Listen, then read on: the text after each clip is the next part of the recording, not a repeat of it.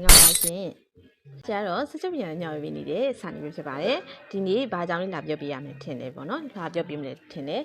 နော်ဒီနေ့ကကြတော့ကျွန်တော်ဒီပေါ့နော်အိမ်တစ်ထဲမှာကျွန်တော်ကတင်ကောင်းတယ်ဆိုတဲ့အကြောင်းလေးပြောပြပေးခြင်းဘူးသူသားလေးပေါ့နော်နောလေးလေးပြောပြပေးမယ်အိမ်တစ်ထဲကတင်ကောင်းတယ်မကောင်းဘူးဆိုတာကဘာကိုကြည့်ပြီးပြောတာလဲနော်အဲ့ချက်ကွန်မန့်မှာတစ်ချက်စီမန့်ခဲ့ပေးပါနော်ချက်စီမန့်ခဲ့ပေးလို့ရရနော်ဒီအိမ်တစ်ထဲကတင်ကောင်းတယ်ဆိုတာကျွန်တော်ကလေဝက်ကတာကောင်းတယ်နော်အိမ်တစ်ထဲကိုဝယ်ရအောင်ဒီအိမ်ကြီးကိုကျွန်တော်ကလေတက်အနေထားရှိတယ်ဝက်ကတာလည်းကောင်းတယ်ဆိုရင်အဲ့ဒါကတင်ကောင်းတယ်လို့ခေါ်တာဟုတ်တယ်နော်โอเคအဲ့ဆိုရင်ကတင်ကောင်းတယ်မကောင်းဘူးဆိုတာဘာကိုကြည့်ပြီးဆုံးဖြတ်လဲနော်ကျွန်တော်ဒီအိမ်တစ်ထဲမှာဆိုရင်အရေးကြီးဆုံး point နော်ပထမဆုံးအိမ်ပိတ်စတစ်ထဲစညက်တော့မယ်ဆိုရင်ကျွန်တော်အရေးကြီးဆုံး point ဒီဘာကိုအရင်ကြည့်ရမှာလဲနော်အိမ်တစ်ထဲမှာဆိုရင်ကျွန်တော် pattern ပထမဆုံးကိုတိုင်းနေဟုတ်လားပထမဆုံးကိုတိုင်းနေနောက်တစ်ချက်ကကျွန်တော် pattern ကိုတိုင်းပြီးရင်ကိုတိုင်းတွက်တယ်ဒုတိယအဆင့်เนาะကြော်လို့မရအောင်เนาะအဆင့်သူ့အဆင့်နဲ့သွားမယ်ဒီ customer ရဲ့ကိုလုံးကိုတိုင်းမယ်ကိုစိတ်ကြိုက်တိုင်းမယ် customer ရဲ့ကိုလုံးမှာလိုအပ်ချက်တွေဘာတွေရှိလဲပကုံးလျှော်ရလားပကုံးတန်းတာလားလက်ပြင်ကုန်းတာလားပုံမှန်လား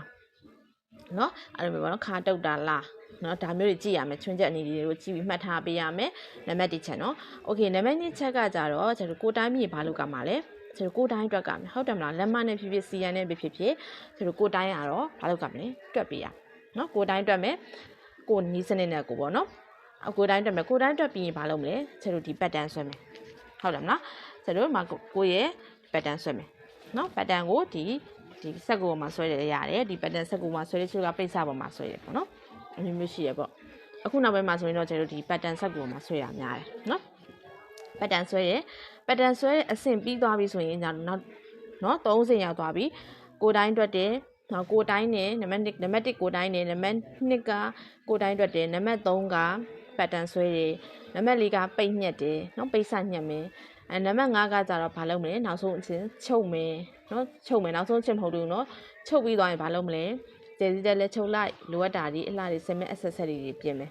နော်โอเคအဲ့လိုနံပါတ်အဆင့်6ဆင့်နဲ့ကျွန်တော်ကဖြတ်တန်းလာဟုတ်တယ်မလားနော်ဖြတ်တန်းသွားတဲ့အခါကျရင်အိမ်တက်ထေကတင်ကောင်းတယ်မကောင်းဆိုတာကျွန်တော်ကဘာကိုကြည့်လဲဆိုတော့ကျွန်တော်ကအရေးကြီးဆုံးအရာဒီကျွန်တော်ပိတ်ကြောဖြစ်ပါတယ်နော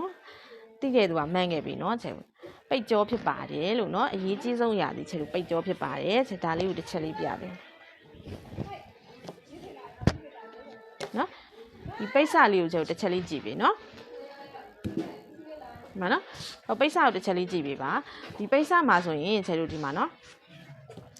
်ဒီဘက်စီကျွန်တော်ဗာလဲအနာသားနော်ဒီဘက်ကအနာသားဒီဘက်ကကြာကကြီးနဲ့ဖြတ်ထားတဲ့ဘက်နော်အဲ့ဒါဆိုရင်ကျွန်တော်ကပိတ်ကြောကိုဘယ်လိုရှာမလဲပိတ်စတစ်ထည်မှာအရေးကြီးဆုံး point ဒီပါပိတ်ကြောရှာတာ grain line လို့ရခေါ်တယ်နော်ဒဲသားနဲ့ကန့်လန့်နော်ကန့်လန့်သားနဲ့ဒဲသားနဲ့ဆိုနှစ်မျိုးရှိတယ်လေဟုတ်တယ်မလား grain line ဆိုတော့ရှာတဲ့ခါကျကျွန်တော်ပိတ်စကိုဆွဲကြည့်ရမယ်နော်ပိတ်ကြောဆိုတ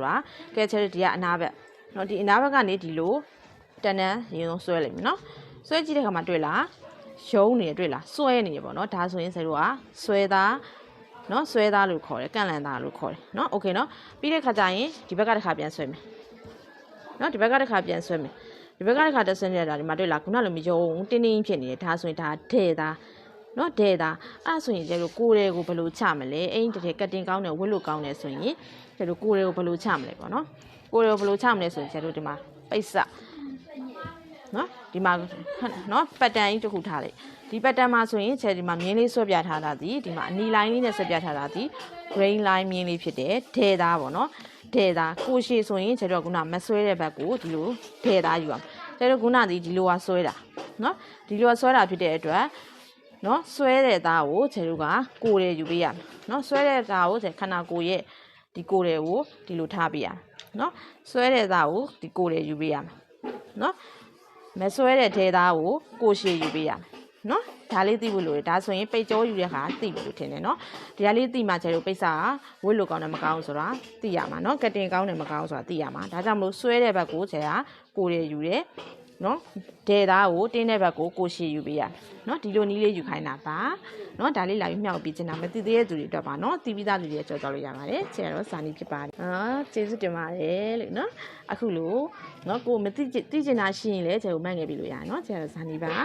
နော်ကိုယ့်အတွက်အကျိုးရှိတယ်ဆိုရင် share ပေးခဲ့ပါဦးနော်